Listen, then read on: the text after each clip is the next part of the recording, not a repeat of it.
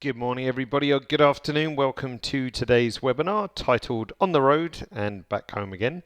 So today we're looking at a couple of strategies if you have to work on location and then bring images back to a different location, perhaps to a different workstation, and how to work together with sessions and catalogs. So that's our subject for today. If you're new to webinars and you don't know who you're listening to, my name's David. I'm part of the software sales team based out of Copenhagen in Denmark.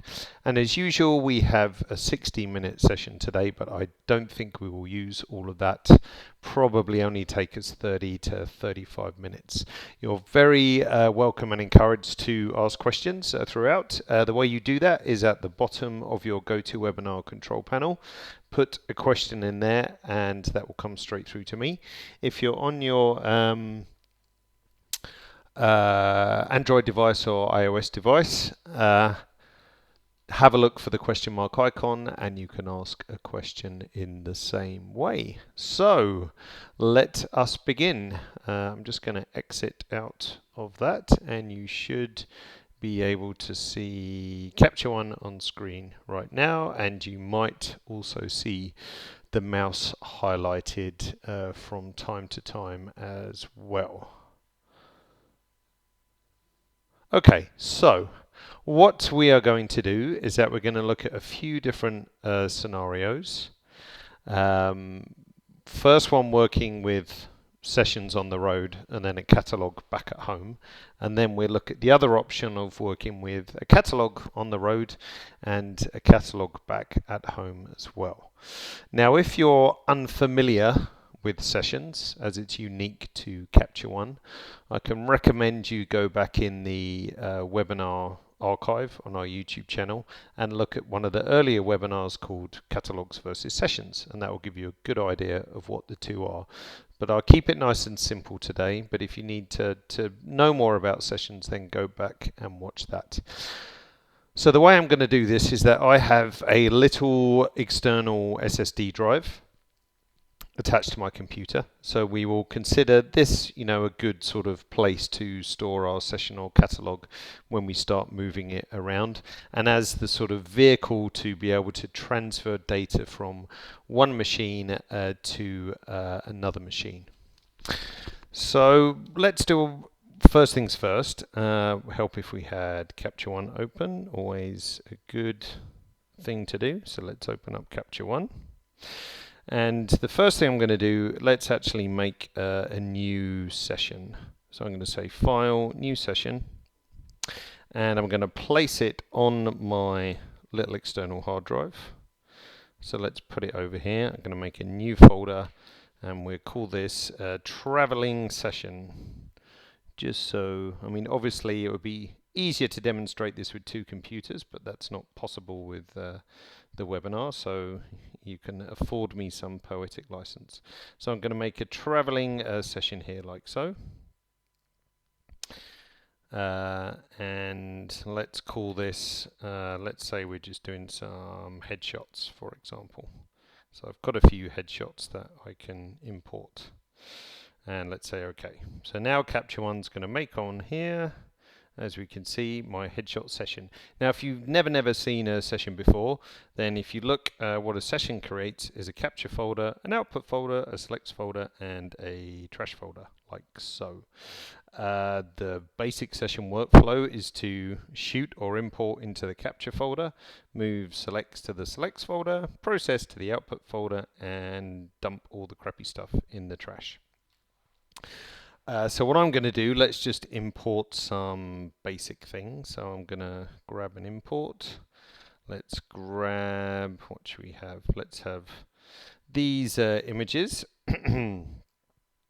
like so. Just a few headshots that I've also got on disk. And we're going to ask Capture One to import these to my capture folder in my session. So if I just click on that little white arrow there, tap like so, it's going to import them directly into that capture folder. And now what I like to do when I'm using sessions out on the road on trips and things like that is that I like to divide up the images by date. so I can easily see which day I captured what. Especially good if you're doing landscapes or travel photography, or you're working for a commercial client. Sometimes dividing by date makes sense. So you'll see here in the import from to import to, it's going to the capture folder, but we can also specify a subfolder, so a further folder. Now I can just type free text in here, or I can use something called a Capture One token. So I'm going to use the token, which is called image date. So if I start typing, then I can choose image date like so. And what that means is that Capture One will make me a folder based on the date the images were shot. So right now it's month, day, year, but if we click on the little tiny arrow, we can change the date format. So if I want to have year, month, day, for example, then I can do so. So we're going to import, press the wrong button on my keyboard, so let's just restore that. Image date, enter. Keyboard's not being my friend today. Image date, like so, and tab out. There we go. So let's pick year, month, day, like so. So coming from my import collection, just a folder on disk, and go into the capture folder of the session and divide it up by image date, like so. So let's say import all, like so. Now this message pops up just if you ever use this workflow. Because I'm importing images using a token to describe my subfolders, Capture One will make me an untitled album, which just includes everything on this import. So now if I say OK, let's go back and look at our session. We've got capture folder there, and then the subfolder, 2 different subfolders based on today's date. Now an easy little session tip, if you want to be able to quickly access these, we just drag them to session favorites, like so, on the first tool tab of Capture One's toolset. And the reason why we drag it to session favorites is that generally Capture One is only looking in the capture, selects, output and trash folder when we do search terms and filtering and so on, perhaps in the filters tool or in the search bar up here.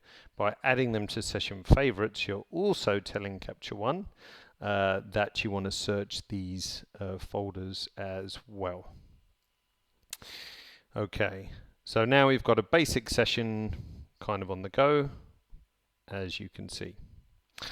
Russell was asking, when shooting tethered, is it still recommended to have the session folder on the system drive versus an external drive? To be honest, these days, this is a USB 3 SSD, and I don't see any performance change shooting to that as opposed to the internal hard drive. I mean, if this was an ancient USB 1 super slow 5000 RPM drive, you would see a difference, but SSDs doesn't really make any difference. I mean, if we open up a shop, for example, I can scan through these nice and quickly. You know, there's no delay when I browse. They go up to 100% nicely with really no issues whatsoever. So no, not so much anymore. If another way to add favorites is also to say plus and just tag them on the file system as well if you need to do that. Okie dokie. So we're on the road. Let's just throw in an adjustment to something just so we can see how this works. I'm just going to chuck a crop in like so. So we can see that we've got some adjustment on a particular image. So today's webinar is not about adjustments or anything like that, so we're not going to spend any time doing that. It's purely about workflow. So we've working on our session, maybe we've added some more folders, we've done some adjustments and so on, and now we are ready to go back home and bring these images onto our main desktop. Now with the session structure, I'm going to close this session down, cancel out of that. The great thing about the session structure is that if we look in one of these folders, there's a little sidecar folder here called Capture One. This contains all the adjustments for all the various different images. So the nice thing about the session structure is that it's instantly portable. We don't have to do anything complicated except pick it up. Imagine I've now connected my SSD to another computer. All I need to do is pick it up, drag it over, it'll copy across nice and quickly, and now I can open up this session directly from its new location.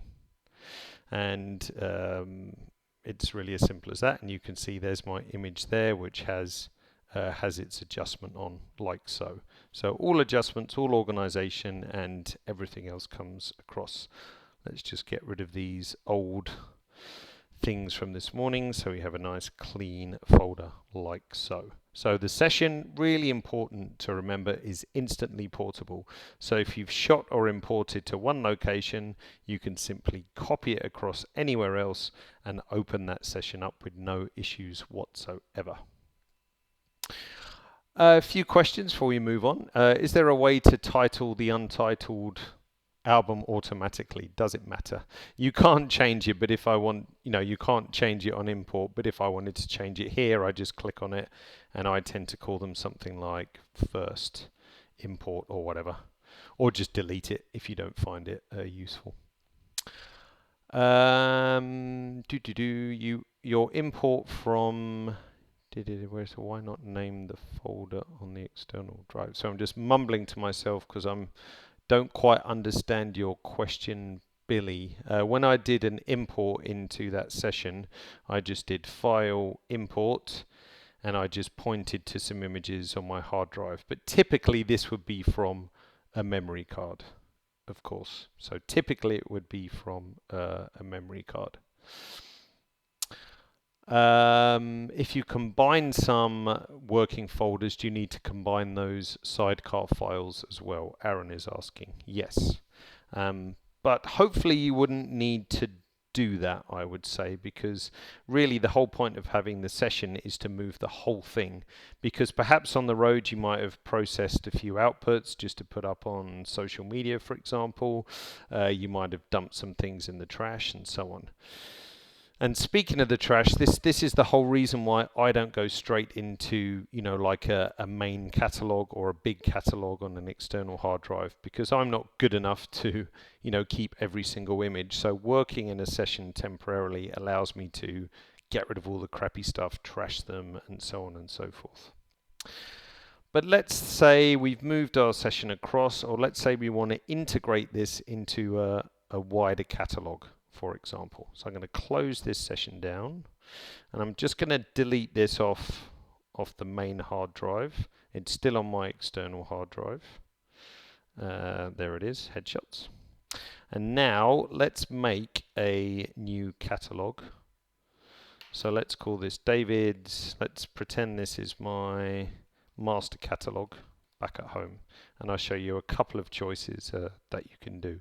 I'm going to put this on my pictures drive like so, and let's say okay. So we've got a brand new catalog, empty catalog, and I've still got my sessions sitting on my hard drive. So how do I sort of get that session into my catalog? Well, if you want it to stay on the external hard drive, that's fine. But let's do the same thing. Let's say, you know what, I'm going to put this exactly where I want it to be. So let's say we're going to copy it to the pictures folder, and I'm going to make another folder called all catalogued images, like so. And let's just drop this guy in here like so.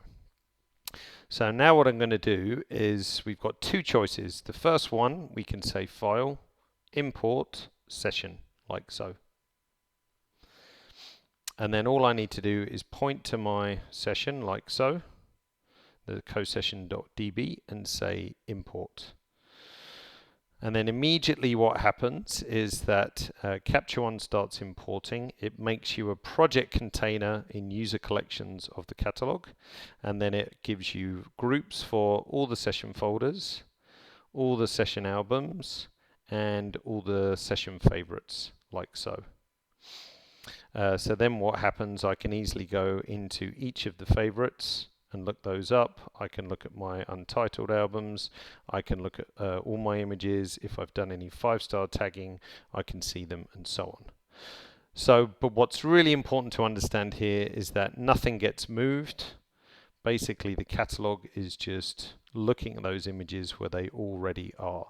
Now, another important thing to know about this is that the catalog database, which in a Capture One catalog, this stores all the images, all the adjustments for all the images, is that the session database and the catalog database don't talk to each other. So if I opened up this session and made some changes, then it's not reflected in the catalog. So you should really consider this step, like an archival step, for example. So that's one way to do it, and this is a useful way to do it if you want to retain all your session structure. You want all your session albums, all the favorites, all the folders, and so on. But that's personally not the way I do it. I'm going to close this catalog down. I'm actually going to delete that catalog and we'll do another one. So let's say file, let's say new catalog, and we call this David's master catalog again, another clean empty catalog. And we do it a slightly different way. And now the reason why I do it this way is because personally, if we look at my session, when I'm on the road, I don't really do any outputs. I don't really use the selects folder, and I would have put all the crappy stuff in the trash. So really, the only thing I want is the capture folder, because it has my various different date folders, and it has all the adjustments and so on. So that's the thing personally I'm interested in. I don't have much use generally for the other folders, and I certainly don't want to import the trash into my folder. So really the only thing I want is this folder, the capture folder. So what I do is I take this folder and I put it into the place where I want it, and then I rename it. So I could call this Headshots of Bob April 2017, for example. And then actually I don't need all this stuff anymore, so I just throw that away. So now I've got the images where I want them. I just need to make the catalog recognize them. So in this case, I don't use file import session. I use import images, so the normal importer.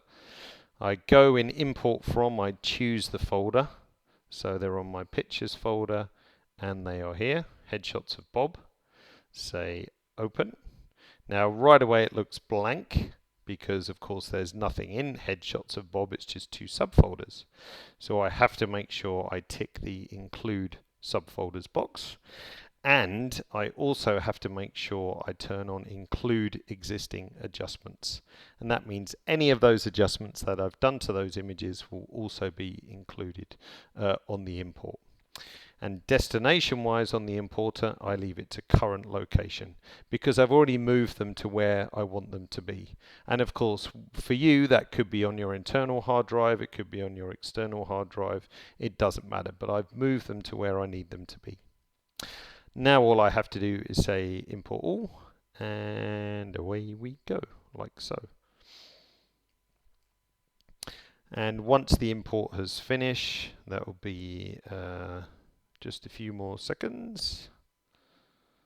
Over here in the folders tool, I can see my exact destination like so. And the same would be, I forgot to show it to you, but the same would be if we'd use the session importer, it would show you the exact location of your session as well. So I've got my date folder there and my date folder there, and any adjustments that I perhaps would have made to those images as well. You can see we've got our cropped image like so.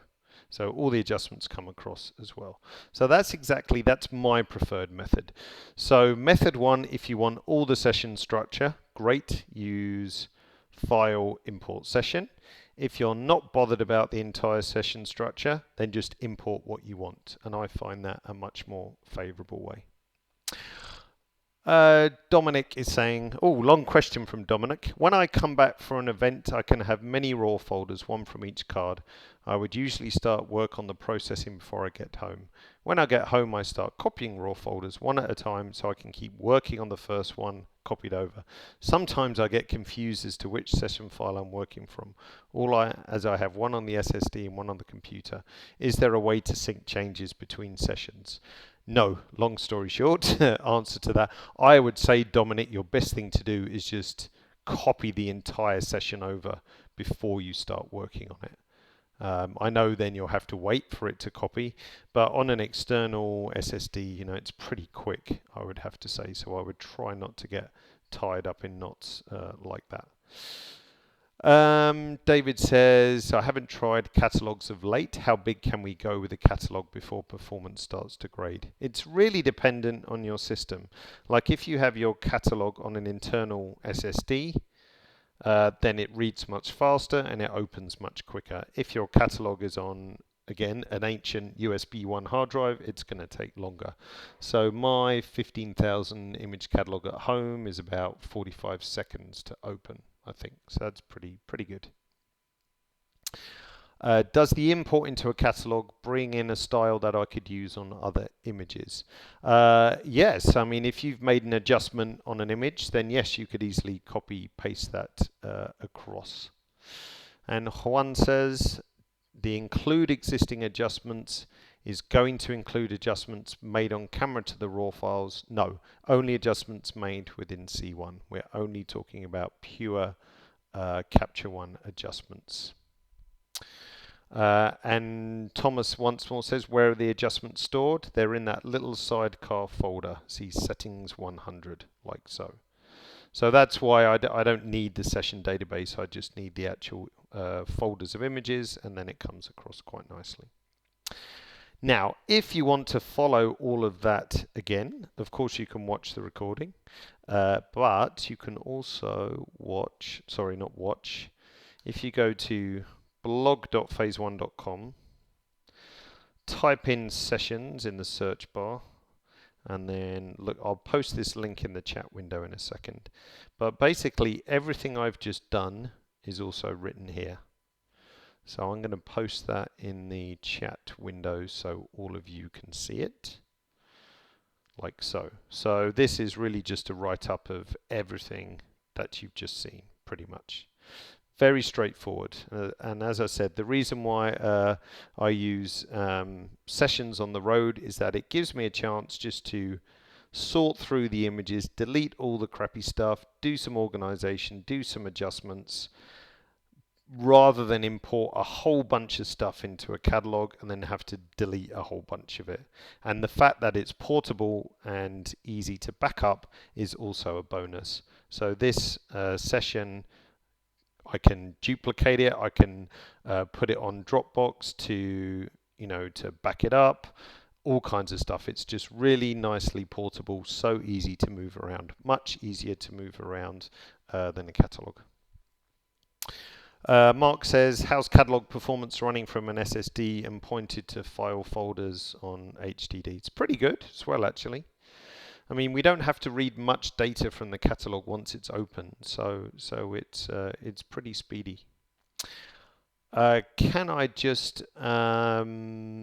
import raw files, not JPEGs? Yes. So if you look at always hide JPEGs, then they won't show up in the import window. So under the view menu, global filters, and that way you can only bring in the raw files. Okay. Mark, your question, I think we're going to come to at the end. So hold that thought. All right. So you saw session to catalog. What about if you want to do catalog to catalog? So let's show you a slightly different thing. So I'm going to say new catalog, and we're going to make this, we call this a traveling catalog, and we're going to put this on that external SSD. So like so. So traveling catalog, okay. So I have a traveling catalog on that external SSD. So let's import some images into that catalog. So we're going to say File, Import Images. Let's pretend, let's choose a folder. Let's pretend that we're using a memory card from a camera because that's the most likely scenario, but I'll just grab some images here, like so. Let's have something other than Bob, for example. Now, the crucial thing here, if you want a traveling catalog and to make your life easy, is that you change the destination to inside catalog. And now images, when they import, they actually go inside the catalog file itself into one mega file. So let's say import all, and you'll see that the catalog size will start to get bigger as they get imported. See 315 and so on. So 40 odd images coming in like so. And you can see over here in catalog it says we've got 72. Well, that's some images with variants, as you can see, inside the catalog itself. But let's close it down, and now this, because all the images are stored inside, it then is now easy to move around. So let's say we've disconnected our SSD and we've plugged it into another computer. All I need to do is pick it up and copy it across. There it is. And now if I double click on this, then it would open it up just as it was before, like so. So that's one way to move images around, just by simply having a managed catalog. But what if we wanted to bring these images into David's master catalog, for example? So we've got a couple of choices. Let's do that. So let's do it from the SSD. So I just did that copy to show you that it's easy to transport a managed catalog around like so. But let's actually get the images from this catalog from the SSD onto my David's master catalog. So let's close that down. Let's open master catalog back up. And now we're going to say File, Import Catalog, Capture One Catalog, like so. And we're going to go to the SSD, find the traveling catalog and say Import. Here come the images like so. Pretty quickly. Let's wait to see what happens at the end of the import. There we go. Now you see, because we imported a managed catalog, you see these are also inside the catalog itself. So we've got 62 images here, 19 images here, and 72 images inside the catalog. But what if I want to now move those out, put them on an external hard drive or whatever? Easy to do. Let's click on plus. Actually, I wonder if I can do it a better way. Can I do... Yeah, so I want to have another folder here. So we've got all catalog images. I want to put all these in a new folder. So I'm going to right click and say add folder right there. And say add folder. And we're going to call this whatever. Vacation 2017 or 207. And finally add. So now that gives me a folder here, Vacation 2017. All I have to do is select all, Command A or Control A, and drag and drop those to Vacation. And now they're physically moved outside of the catalog and into that folder. And that's a move, not a copy. So now they're here, like so. So that's another way you could do it if you prefer to have that sort of managed catalog file. It's very easy to move around and transport. Whether you feel that's better than a session, that's entirely up to you. So that's for you to decide. John says, I import all of my images into a large drive and Capture One is on another disk. If I travel and create sessions to edit on the road, I would like to import the raw files where I store all of them. Can the session be imported and recognize that the images are in a different disk? Yes, very important. When you use file import session, we do not move any of the files. So if they are on a different disk, that's fine. If your catalog is on, let's say, the internal hard drive, and you say file import session, and that session is on an external disk, that will work just fine as well. The import session does not do any moving around whatsoever. So yes, John, you can do that, no problem at all. So that's your sort of third and really sort of final strategy there as well. We had another good question. Instead of this was this morning, instead of having, moving entire sessions or moving entire catalogs, could I get just one or two images out, for example, with adjustments? And yes, you can do that. So if we just let's just grab our lemur and we say file, export originals, like so. Then exporting the original takes the original file, which is in this case a .arw file. And I'm going to place that on the desktop, and I'll just make a folder called raw files, for example, and we can say pack as EIP. And that actually packages up the image and its adjustment into an EIP file. So if I say export 1, export completed, if we go to my desktop, we've got raw files and we have an EIP like so. Oh, I must have had a weird renaming going on. Let's fix that. File, export images, originals. Naming, let's just call it image name, which will keep its same raw name, and do that again. Export one original. Go to my Finder, and you can see there it is as an EIP. So if I give that to anyone, or let's say copy it to this hard drive, if I was to open this up or import it to another catalog or a session, it would come in with adjustments. So that's quite nice when you're wanting to share raw files, just one or two raw files with, say, a retoucher who is also using Capture One, but you want them to have their adjustments across as well. Okay, how do I create a variant? That's simple. Image, new variant, like so. So image, new variant. And now you've got various different variants to try different things. Does catalog to catalog bring in all the adjustments? Yes, Thomas, it does. Whenever you're doing anything like that, import catalog, it always brings in the adjustments.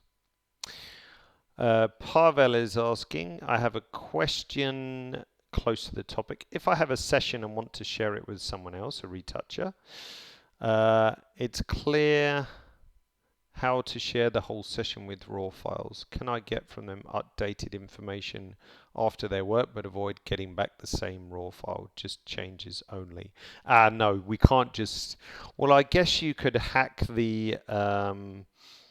you probably could hack the Sidecar file, but this one here, you could probably just get them to send the COS file back, but I don't know if that's more trouble than it's worth.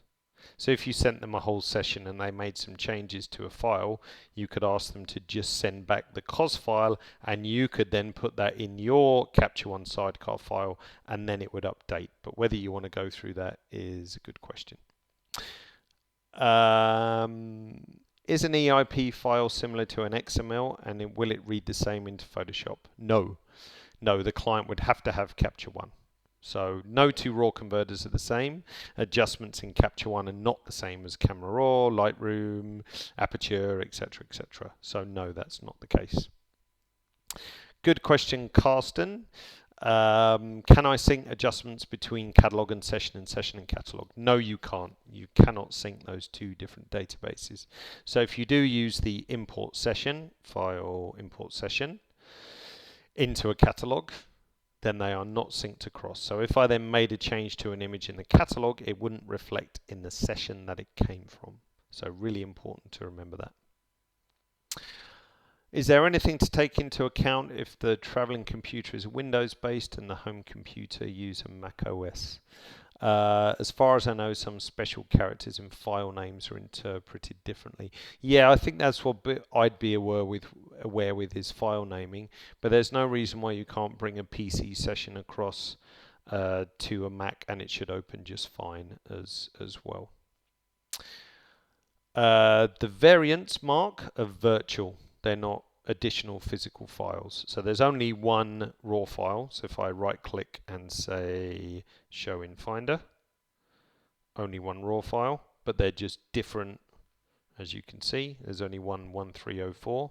They're just different interpretations of that raw file, so it doesn't take up loads of hard space.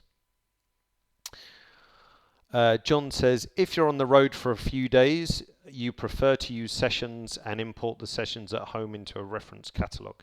Yes.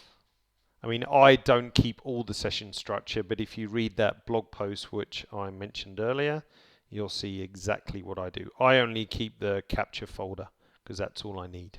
So, Carl says, can you make variants of the raw file and adjust each other individually? Yes, that's exactly what they're there for. So if we had one like this and one like that and one like that, then yes. So a color, a black and white, a different color grade, and so on.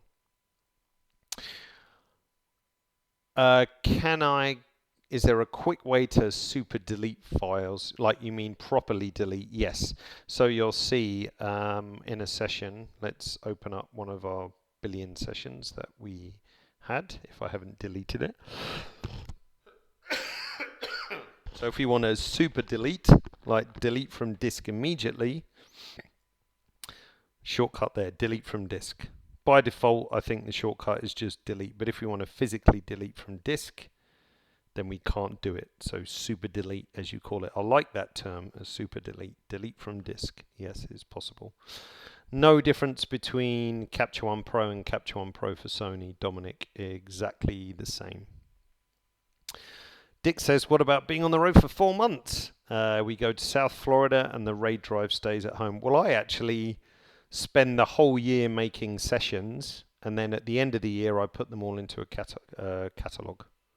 That's generally my. I would show you, but so I'm just going to post this blog link for you again. I would show you, but I'm on a different account. So I have sessions throughout the year, and then if I'm motivated or not too busy, I then start pulling them into a catalog as I go.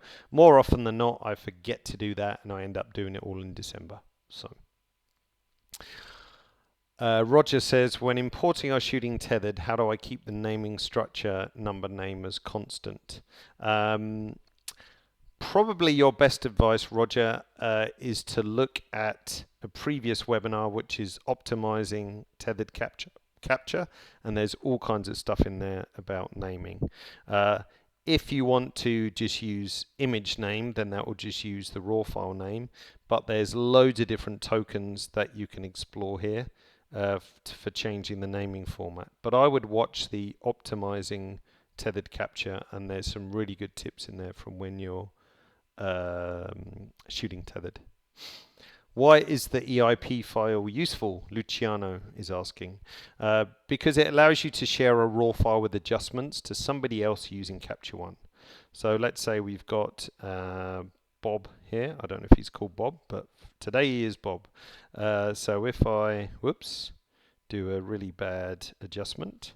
So let's say we've cropped it and we've done some slight adjustments, for example. And I want to send this off to a retoucher.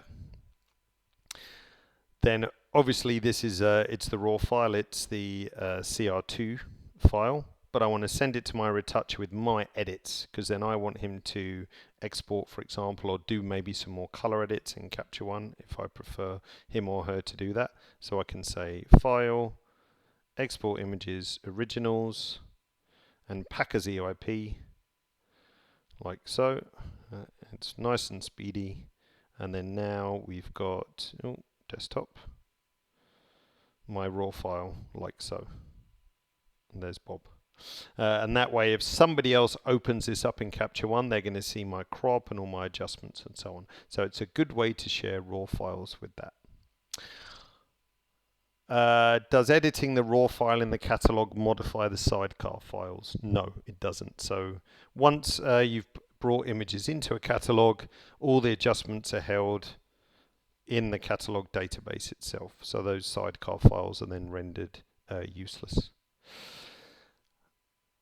Olivier says, after an event, if I receive a session from another user with different capture time, can I change the time in the session? No, because it's not possible to edit that kind of metadata in Capture One. We have a no touch the raw file policy, so you can't physically edit you can't physically edit the metadata. I'm sorry about that, but that's just a policy we've had to protect the raw file. And Mark, if you wanted to get images out of a catalog into a session, that's what you're asking, that's what you would exactly use EIP for. So watch this actually. So we've got David's master catalog, and let's open up headshots as well, because we can have both open at the same time. So we've got headshots, and tell you what, I'm going to put some images directly into the headshots capture folder. So let's grab this row of images. Let's just grab this and say File, Export Images, Originals, and we're going to put them in the headshot session. Where the heck is that? We've done a lot of headshots, Bob. No, it must be down here. Headshots. I'm going to put them in the capture folder, like so, and we're going to pack them as EIP. So let's export to, go over here, it's completed, and then I obviously didn't put them in that folder. Where is this one? Traveling, headshots, capture, oh, raw files, that's why. Silly David. So let's say show in library, and then here they are, raw files, like so. So they came over to that session with their adjustments, as you can see. So the various different changes I made. So Mark, if you want to get images out of a catalog and put them in a session, then just use that EIP export. Can I drag an album with images from one catalog to another catalog? No, that would be nice though, wouldn't it? But no, it's not possible. So you want to drag and drop here to here, or rather here to here. No, that's not possible. Nice idea though. Is there an advantage to splitting a large catalog? How is this done per year, for example? Easy. So let's say we have a large catalog, select all, and we want to divide it up and maybe start all over again. We could say File, Export Images, Originals, and subfolder, we do it by image date or image year, like so. And let's do it with 4 characters and pack as EIP. So export 40 originals. I'm hoping some of these are from different years.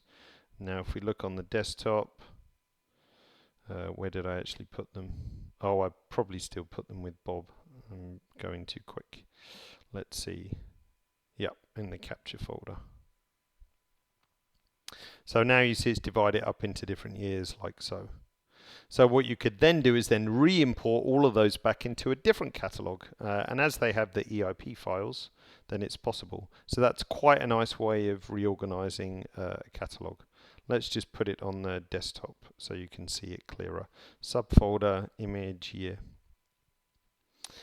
Like so. Change this to 4 and say export 40. If we go to our desktop, let's close some millions of windows. Then you see it's dividing them up into 2014, 15, 16, and so on, like so. So pretty nifty if you wanted to reorganize your catalog. Which is the master list of images? Dominic asked. The first one, all images at the top. So that's everything in the catalog, regardless of where it is. There we go.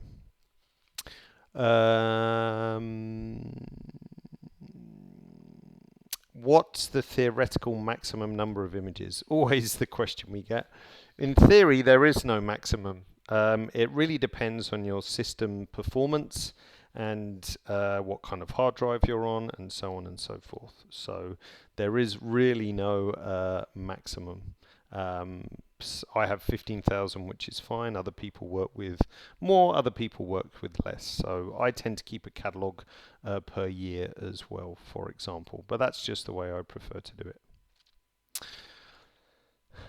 Okay, and Craig says, hey Craig, I use one master catalog and internal SSD, and images reside on an external RAID. Good idea. I have all images broken down year by year. Is there a way to archive my oldest year? Yes. So you would go to this folder, and you could also say export as catalog. So you could export that off to somewhere else, and then you could do it that way as well. So that would work pretty nicely. So right click on any of those year folders on your RAID and say export as catalog. Oh, and Blake says, what is the export as catalog feature used for? There you go. So if he said export as catalog, like so, where do you want to put it? Let's just throw it on the desktop and call this exported catalog. We want to include our originals, for example, export as catalog, and then Capture One will quite happily make you a nice export like so. Totally independent catalog. Cool. Well, there we go. I said it was simple. I mean, there's lots of different strategies you can follow there, but with all those various different tools, it's not difficult to move images around from session to catalog, catalog to session, and so on and so forth. So it's pretty simple. Alrighty. You were a very chatty lot today, so that was good. Oh, last question from Luciano. Is there a difference between export original include adjustment and export original pack as EIP? There's no difference really in the end result, except it's easier to share a EIP file because it's just one file. If we say include adjustments, you have to send them the raw file and the sidecar file that goes with it. So it's just more convenient to have pack as EIP. Is it possible to get your image out of a catalog if you don't have Capture One? Yes, it is. So all we need to do is right click and say show package contents, and you'll see a folder called originals, which has all the originals inside. Fantastic. Alrighty. Okay, ladies and gentlemen, I hope that was useful. I mean, not really anything on adjustment, but workflow is super important. So if you want to come back for adjustment next week, then I'll be very happy to see you back here. So October 12th, from raw to wow. Roughly this time tomorrow, you'll get a follow-up email, and that will have a link to the recording of this webinar and also to all the other webinars that you can watch in the series as well. So I hope today was useful, and hope to see you again next week, and have a great weekend, everyone. See you soon.